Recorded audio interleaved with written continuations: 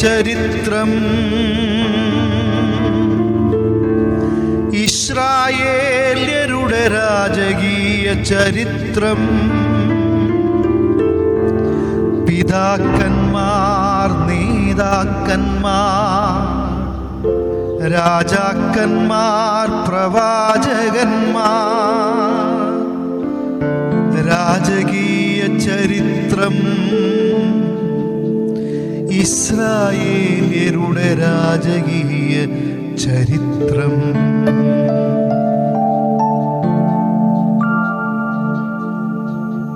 കഴിഞ്ഞ ക്ലാസ്സിൽ നാം ചിന്തിച്ചത് അതിഥികളായി മിസ്രൈമിലെത്തിയ ഇസ്രായേല്യർ പിന്നീട് അവിടെ അടിമകളായി മാറുകയും അതിഭയാനകങ്ങളായ ദുരന്തങ്ങൾ അനുഭവിക്കുകയും ചെയ്യുകയാണ്.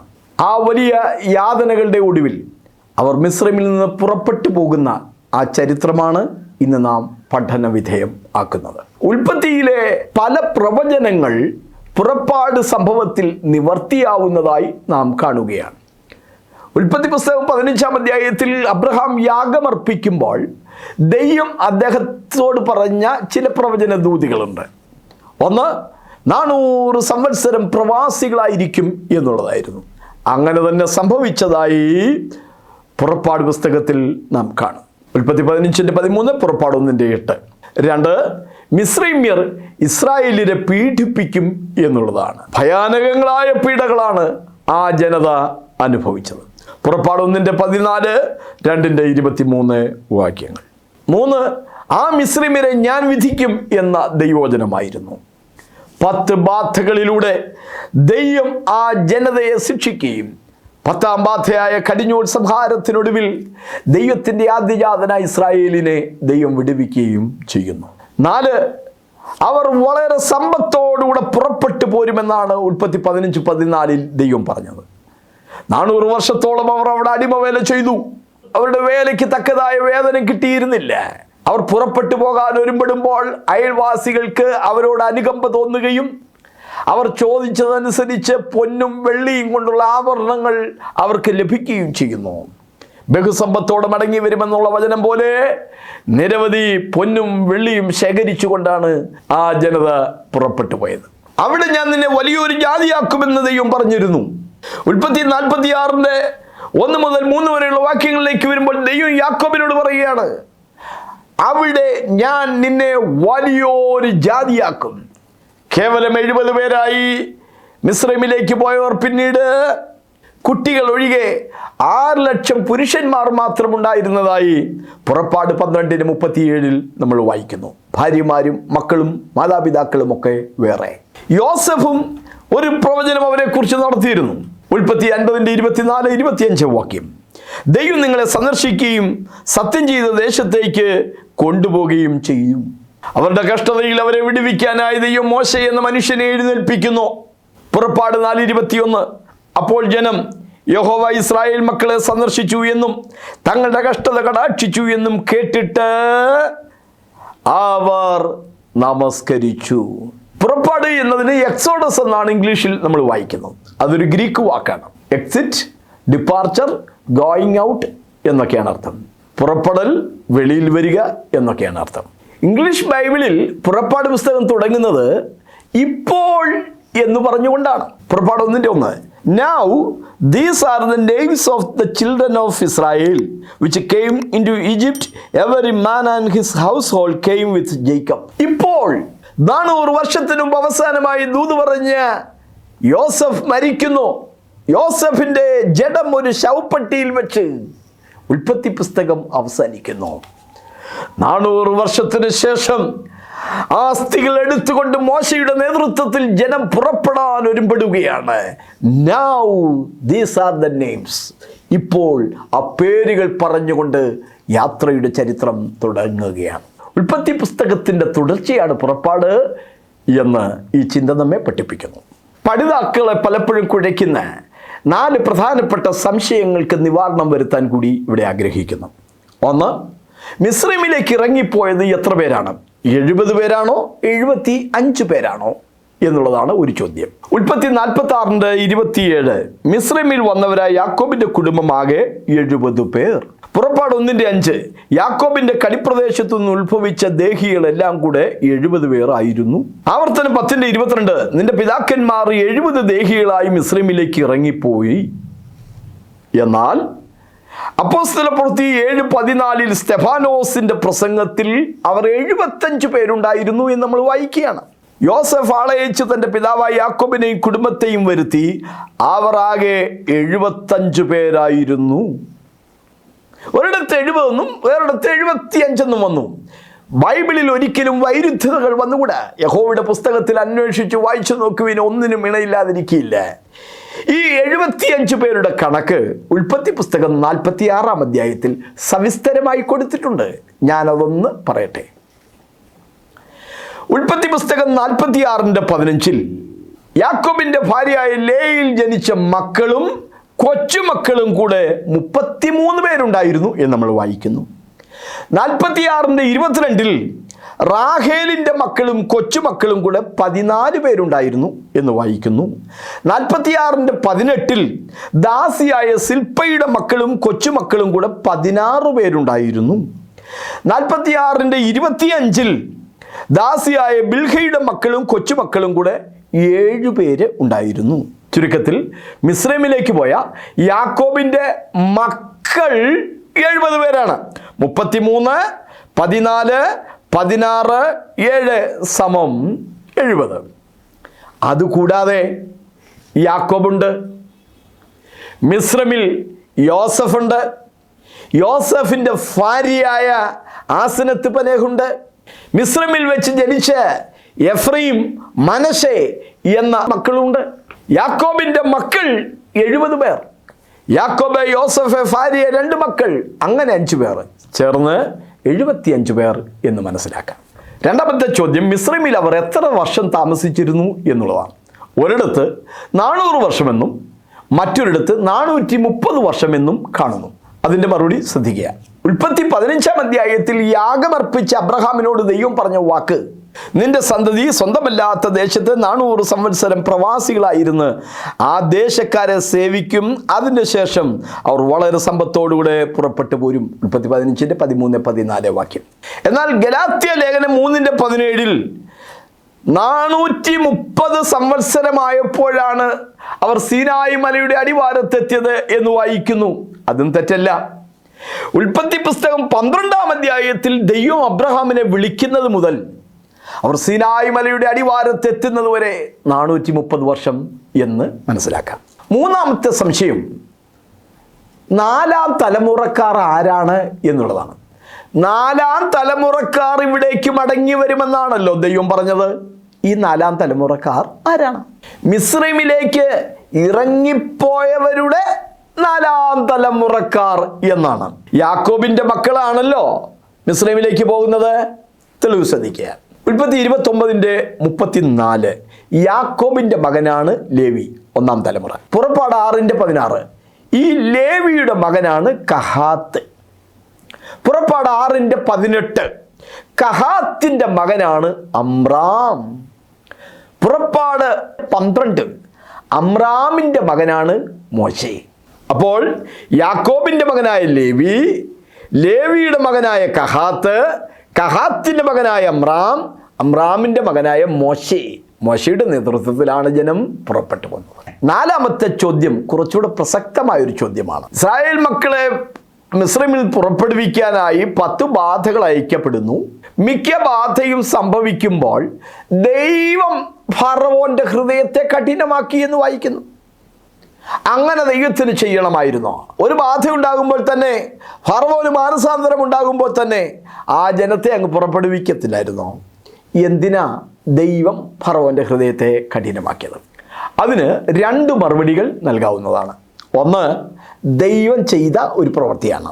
പുറപ്പാട് 7:3 എന്നാൽ ഞാൻ ഫറവോന്റെ ഹൃദയത്തെ കഠിനമാക്കും, മിസ്രൈം ദേശത്ത് എൻ്റെ അടയാളങ്ങളും അത്ഭുതങ്ങളും പെരുക്കും. റോമാലേഖനം 9:17-18 വാക്യങ്ങളിൽ ഇതിൻ്റെ വിശദീകരണമുണ്ട്.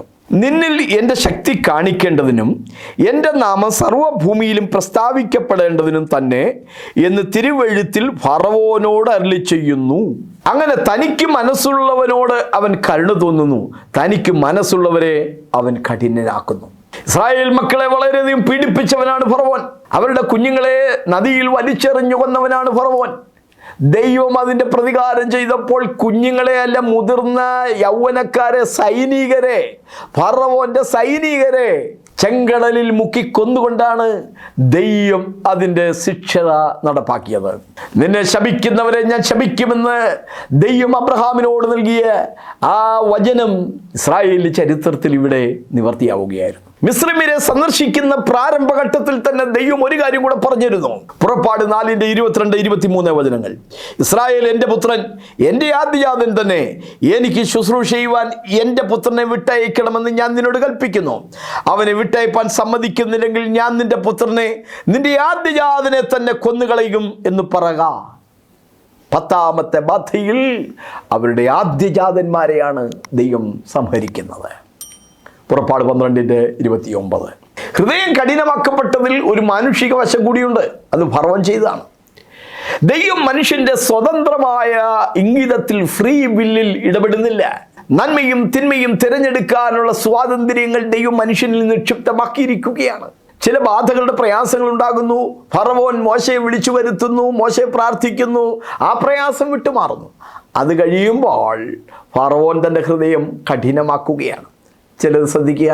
തവള എന്ന ബാധയുണ്ടായി, മോശെ പ്രാർത്ഥിച്ചു, അത് മാറിക്കിട്ടി. സ്വൈര്യം വന്നു എന്ന് ഫറവോൻ കണ്ടാറെ യഹോവ അരുളി ചെയ്തിരുന്നത് പോലെ അവൻ തൻ്റെ ഹൃദയത്തെ കഠിനമാക്കി, അവരെ ശ്രദ്ധിച്ചതുമില്ല. 3ാമത്തെ ബാധയായ പേനുണ്ടായി. ഫറവോൻ വീണ്ടും തൻ്റെ ഹൃദയത്തെ കഠിനമാക്കി. 4ാമത്തെ ബാധയായ നായീച്ച ഉണ്ടായപ്പോഴും ഫറവോൻ അങ്ങനെ തന്നെ ചെയ്തു. എന്നാൽ ഫറവോൻ ഇപ്രാവശ്യവും തൻ്റെ ഹൃദയത്തെ കഠിനമാക്കി, ജനത്തെ വിട്ടയച്ചതുമില്ല. പുറപ്പാട് 8:15, 19, 32 വാക്യങ്ങൾ. ദൈവം കഠിനമാക്കി എന്നുള്ളതിൽ ഒരു ദൈവിക വശവുമുണ്ട്, ഒരു മാനുഷിക വശവുമുണ്ട് എന്ന് നമുക്ക് മനസ്സിലാക്കാൻ. മോശയുടെ ജീവിതത്തിൽ 40കളുടെ 3 ഘട്ടമുണ്ടായിരുന്നു. അത് ബൈബിളിൽ അങ്ങനെ തന്നെ രേഖപ്പെടുത്തിയിട്ടുമുണ്ട്. ഞാൻ വായിച്ചു കേൾപ്പിക്കാം. അപ്പോസ്തലപ്രവൃത്തി 7:23. അവന് 40 വയസ്സ് തികയാറായപ്പോൾ, അതുവരെയുള്ള കാലഘട്ടത്തിൽ അവൻ കൊട്ടാരത്തിൽ ഫറവോന്റെ പുത്രിയുടെ മകൻ എന്ന പേരിനാൽ അറിയപ്പെട്ട് മിസ്രൈമിലെ സകലവിധ ജ്ഞാനവും വിദ്യയും അഭ്യസിച്ച് വാക്കിലും പ്രവൃത്തിയിലും സമർത്ഥനായി വാണ കാലഘട്ടമാണ് ആദ്യത്തെ 40 വർഷം. ആ 40 വർഷമായപ്പോഴാണ് അവൻ ഇസ്രായേൽ മക്കളെ വിടുവിക്കാൻ സ്വയമായി പരിശ്രമിക്കുകയും ഒരു മിസ്രൈമിനും ഇസ്രായേലിനും തമ്മിൽ അടിയുണ്ടാക്കുമ്പോൾ മിസ്രൈമിനെ അടിച്ചു കൊന്ന് ഇസ്രായേലിനെ വിടുവിക്കുന്നു. അടുത്ത ദിവസം ഒരു ഇസ്രായേലിനും തമ്മിൽ അടിയുണ്ടാക്കുമ്പോൾ അവരെ പിടിച്ചു മാറ്റാൻ ശ്രമിക്കുന്നു. മിസ്രൈമിനെ കൊന്നതുപോലെ ഞങ്ങളെ കൊല്ലാമെന്നാണോ എന്ന് ചോദിച്ചവർ പ്രതികരിച്ചപ്പോൾ ഭയപ്പെട്ട് മോശെ ഓടിപ്പോയി. 2ാമത്തെ കാലഘട്ടം. ആ ഓടിപ്പോക്കിനെ തുടർന്ന് മിദ്യാനിലെ പുരോഹിതനായിരുന്ന യിത്രോ അഥവാ റഗുവേലിൻ്റെ ആടിനെ തെറ്റിക്കൊണ്ട് 40 വർഷം മരുഭൂമിയിലൂടെ നടന്ന കാലഘട്ടമാണ്. വചനം ശ്രദ്ധിക്കുക. അപ്പോസ്തലപ്രവൃത്തി 7:30. 40 ആണ്ട് കഴിഞ്ഞപ്പോൾ സീനായ് മരുഭൂമിയിൽ ഒരു ദൈവദൂതൻ മുൾപ്പടർപ്പിലെ അഗ്നിജ്വാലയിൽ അവന് പ്രത്യക്ഷമായി. അതാണ് 2ാമത്തെ 40ന്റെ കാലഘട്ടം. 3ാമത്തെ 40 വർഷം മരുഭൂമിയിലൂടെ നടത്തിയ കാലഘട്ടമാണ്. അപ്പോസ്തലപ്രവൃത്തി 7:36. 40 സംവത്സരം മരുഭൂമിയിൽ അതിശയങ്ങളും അടയാളങ്ങളും ചെയ്ത് അവരെ നടത്തിക്കൊണ്ടുവന്നു. അയോഗ്യനായ ഒരു മനുഷ്യനെ ദൈവം യോഗ്യനാക്കി മാറ്റിയ വിസ്മയകരമായ ഒരു ചരിത്രവും പുറപ്പാട് സംഭവത്തിലുണ്ട്. മോശ എന്ന മനുഷ്യനെ ഒരു വലിയ ദൗത്യത്തിനായി ദൈവം നേരിട്ട് വിളിക്കുകയാണ്. ഇസ്രായേലിനെ വിടുവിക്കാനായി താൻ ശ്രമിക്കുന്ന പ്രാരംഭ കാലഘട്ടത്തിൽ ഇസ്രായേലിനും തമ്മിൽ അടിയുണ്ടാക്കുമ്പോൾ അവരെ പിടിച്ചു മാറ്റാൻ ശ്രമിക്കുമ്പോൾ അവരിൽ ഒരുവൻ അന്യായം ചെയ്യുന്നവൻ മോശയോട് ഇങ്ങനെയാണ് ചോദിച്ചേ, നിന്നെ ഞങ്ങൾക്ക് പ്രഭുവും ന്യായാധിപതിയും ആക്കിയത് ആർ? നിന്നെ ഞങ്ങൾക്ക് പ്രഭുവും അധികാരിയും ആക്കിയത് ആരാണെന്നാണ് ചോദ്യം. അപ്പോഴാണ് ഫറവോൻ തന്നെ കൊല്ലുമെന്ന് പേടിച്ച് മോശയെ ഓടിപ്പോകുന്നത്. പക്ഷേ ദൈവം അവന് പ്രത്യക്ഷമായിട്ട് അവനെ തിരിച്ച് നിയോഗിച്ചയക്കുമ്പോൾ പറഞ്ഞ വാക്ക് നോക്ക്. അപ്പോസ്തലപ്രവൃത്തി 7:34-35 വാക്യം. ഇപ്പോൾ വരിക, ഞാൻ നിന്നെ മിസ്രൈമിലേക്ക് അയക്കും, നിന്നെ അധികാരിയും ന്യായകർത്താവുമാക്കിയതാർ എന്നിങ്ങനെ അവർ തള്ളിപ്പറഞ്ഞ ഈ മോശയെ ദൈവം മുൾപ്പടർപ്പിൽ പ്രത്യക്ഷനായ ദൂതൻ മുഖാന്തരം അധികാരിയും വീണ്ടെടുപ്പുകാരനുമാക്കി അയച്ചു. ദൈവനെ വിളിച്ചു നിയോഗിക്കുകയാണ്. പക്ഷേ ഓരോരോ ഒഴികഴിവ് പറഞ്ഞ് മോശെ ആ ദൗത്യത്തിൽ നിന്ന് പിന്മാറാൻ ശ്രമിച്ചു. മോശെ ഇവിടെ 5 ഒഴികഴിവുകളാണ് പറയുന്നത്.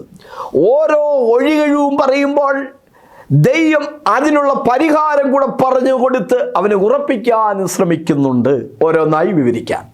1, ഞാൻ യോഗ്യനല്ല എന്ന ഒരു തോന്നൽ അവനെ അലട്ടി.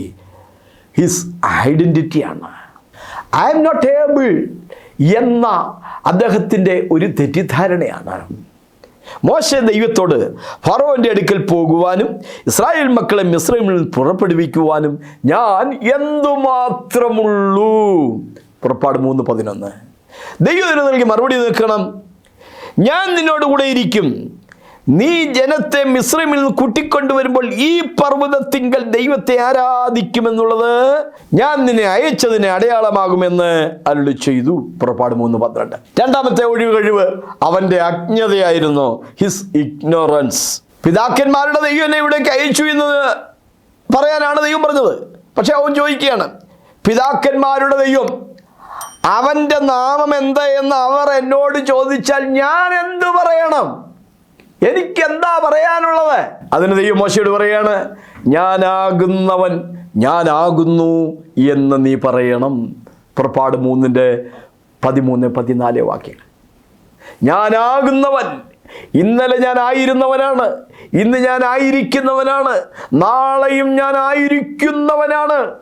ഞാനാകുന്നവൻ ഞാനാകുന്നു.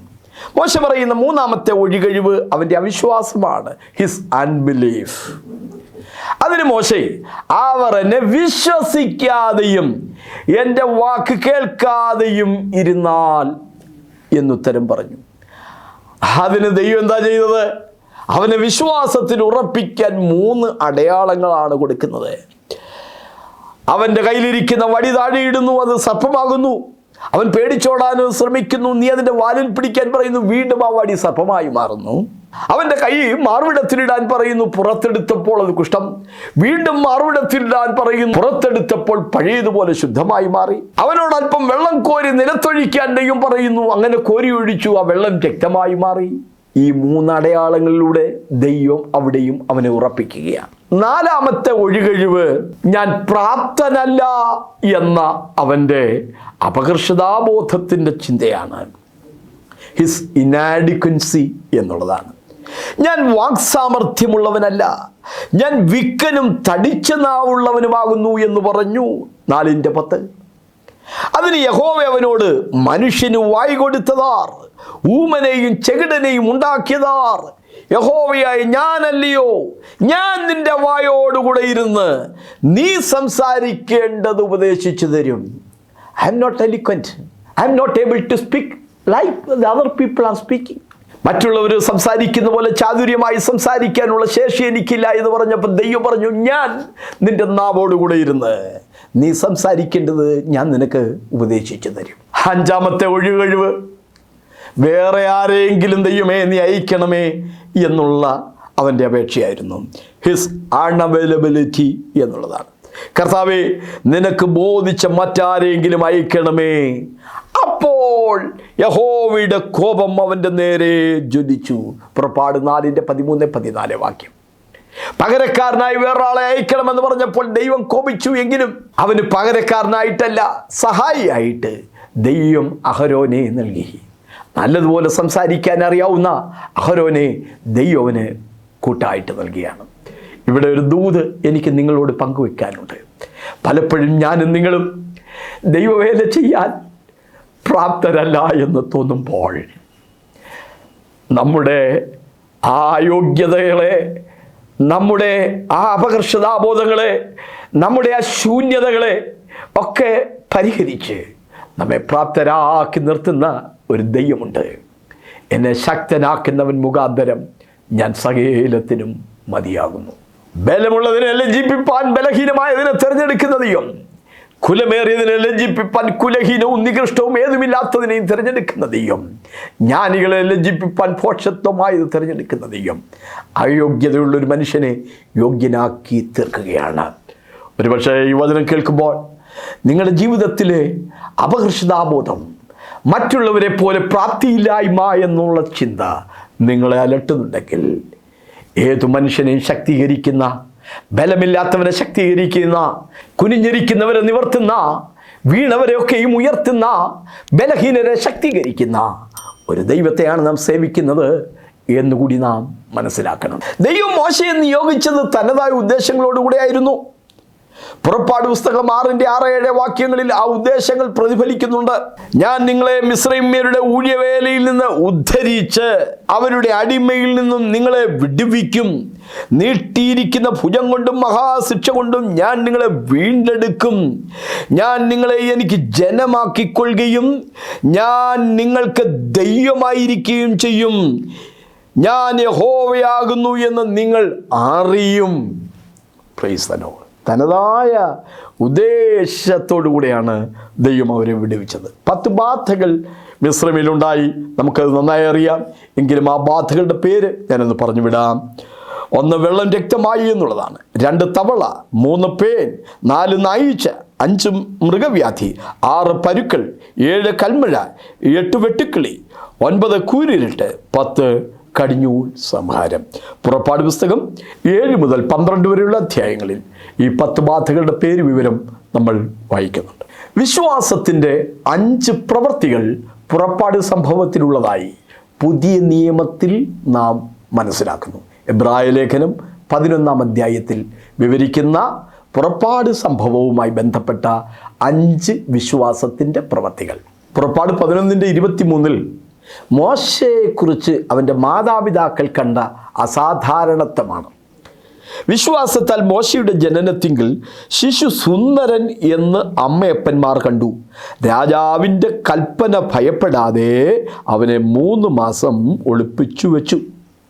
പുറപ്പാട് 2:2 നമ്മളത് വായിക്കുന്നുണ്ട്. അമ്രാം എന്ന ലേവ്യന് യക്കോബോദ് എന്ന സ്ത്രീയിൽ ജനിച്ച മകനാണ് മോശെ.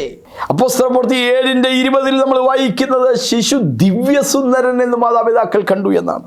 എക്സ്ട്രാ ഓർഡിനറി പ്രോപ്പർ ചൈൽഡ് എന്നൊക്കെയാണ് ഇംഗ്ലീഷിൽ വായിക്കുന്നത്. അസാധാരണത്വമുള്ളവനായിരുന്നു, അനുയോജ്യനായ വ്യക്തിയായിരുന്നു. എന്തിന്? ഇസ്രായേൽ മക്കളെ മിസ്രൈമിൽ നിന്ന് വിടുവിക്കാൻ അവൻ അനുയോജ്യനാണ്. അവനിലെന്തോ ദിവ്യത്വമുണ്ടെന്ന്, അസാധാരണത്വമുണ്ടെന്ന്, അതുല്യതയുണ്ടെന്ന് മാതാപിതാക്കൾക്ക് കാണുവാൻ കഴിഞ്ഞു. അത് വിശ്വാസത്തിൻ്റെ ഒരു കാഴ്ചയായിരുന്നു. ആ കാഴ്ചപ്പാടനുസരിച്ചാണ് രാജാവിൻ്റെ കോപം ഭയപ്പെടാതെ കുഞ്ഞിനെ 3 മാസം വരെ അപ്പൻ്റെ വീട്ടിൽ പോറ്റുവാൻ കാരണം.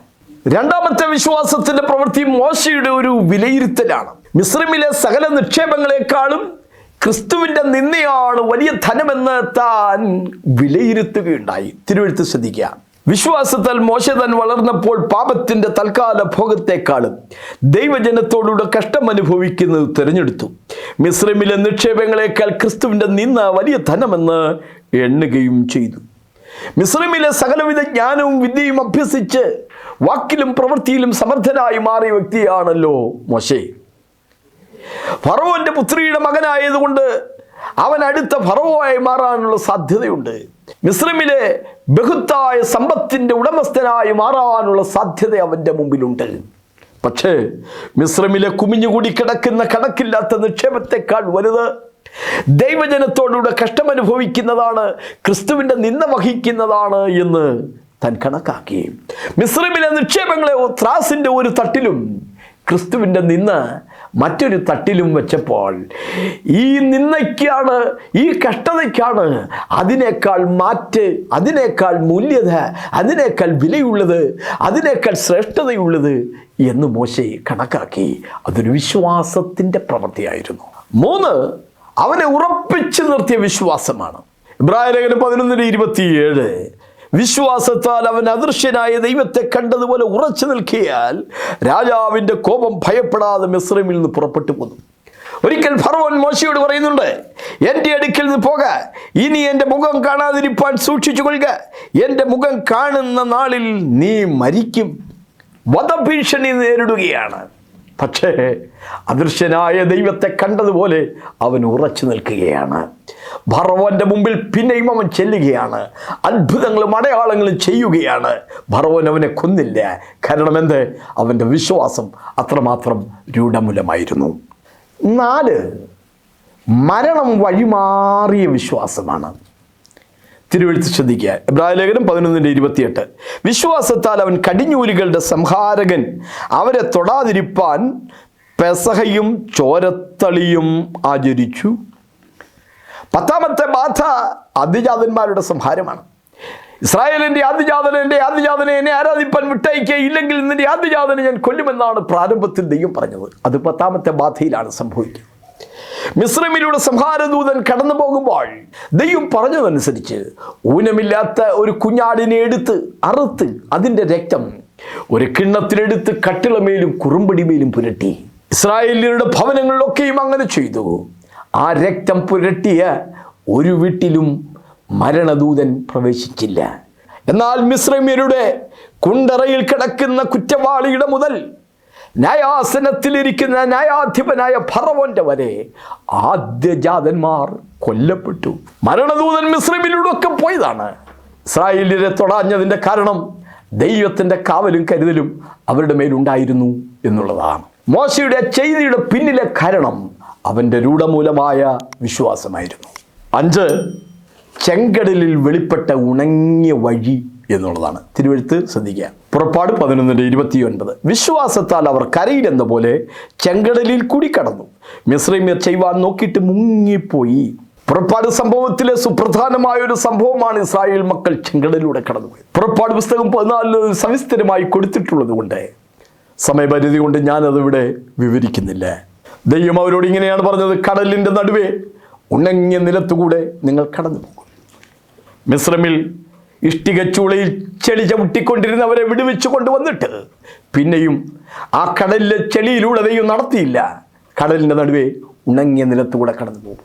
കടലിൽ ചിലയിടങ്ങളിൽ വലിയ ഗർത്തങ്ങളുണ്ടായിരുന്നു. ആ ഗർത്തങ്ങളെ ദൈവം അങ്ങനെ തന്നെ നിർത്തിക്കൊണ്ട് അതിൻ്റെ മുകൾ ഭാഗത്തെ പാറ പോലെ ഉറപ്പിച്ചു നൽകി എന്നാണ് പുറപ്പാട് പുസ്തകം 15-ാം അധ്യായത്തിൽ നമ്മൾ വായിക്കുന്നത്. ചെങ്കടലിലൂടെ അവർ കടന്നുപോയി. ദൈവമൊരുക്കിയ ജലമതിലുകൾക്കിടയിലുള്ള വഴിത്താരയിലൂടെ, ഇസ്രായേൽ കടന്നുപോയ വഴിത്താരയിലൂടെ മിസ്രൈമ്യർ അവരെ പിൻഗമിച്ചു. എങ്കിലും മോശെ എന്ന മനുഷ്യൻ വടി തിരിച്ചു നീട്ടുകയും മതിലായി നിന്ന ജലം ആ മിസ്രൈമ്യ ജനതയുടെ മേൽ വീഴുകയും അവർ ഈയം പോലെ താഴുകയും ചെയ്തു. ഇസ്രായേൽ മക്കളുടെ മിസ്രൈമിൽ നിന്നുള്ള പുറപ്പാടിൻ്റെ ചരിത്രമാണ് ഇന്ന് നാം സവിസ്തരമായി ചിന്തിച്ചത്. ഉൽപ്പത്തി പുസ്തകത്തിൽ നിന്നുള്ള നിരവധി പ്രവചനങ്ങൾ കൃത്യമായി പുറപ്പാട് പുസ്തകത്തിലും സംഭവത്തിലും നിവർത്തിയായതായി നാം കാണുകയുണ്ടായി. 2, 4 സംശയങ്ങൾക്കുള്ള മറുപടിയായിരുന്നു. മിസ്രൈമിലേക്ക് പോയത് 70 പേരാണോ 75 പേരാണോ?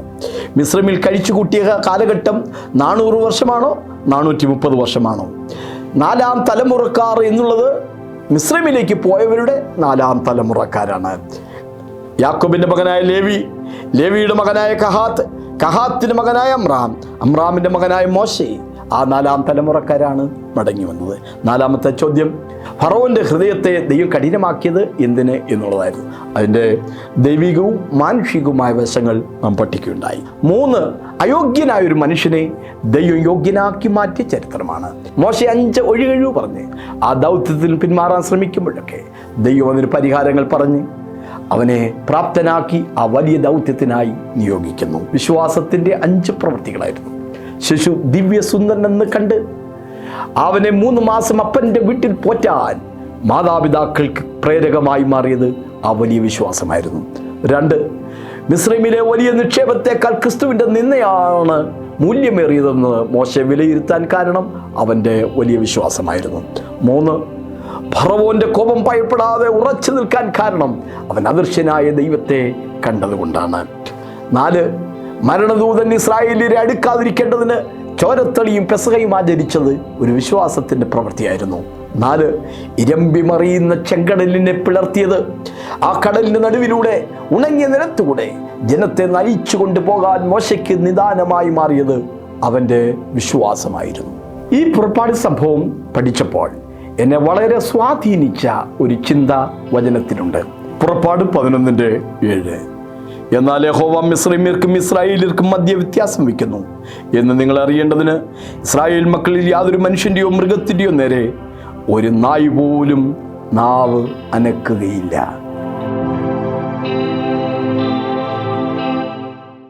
സന്ദേശങ്ങൾ തുടർച്ചയായി ലഭിക്കേണ്ടതിന് ഞങ്ങളുടെ യൂട്യൂബ് ചാനൽ സബ്സ്ക്രൈബ് ചെയ്താലും വിവരങ്ങൾക്കും പ്രാർത്ഥനയ്ക്കും വിളിക്കേണ്ട നമ്പർ 8086991167 9946997525.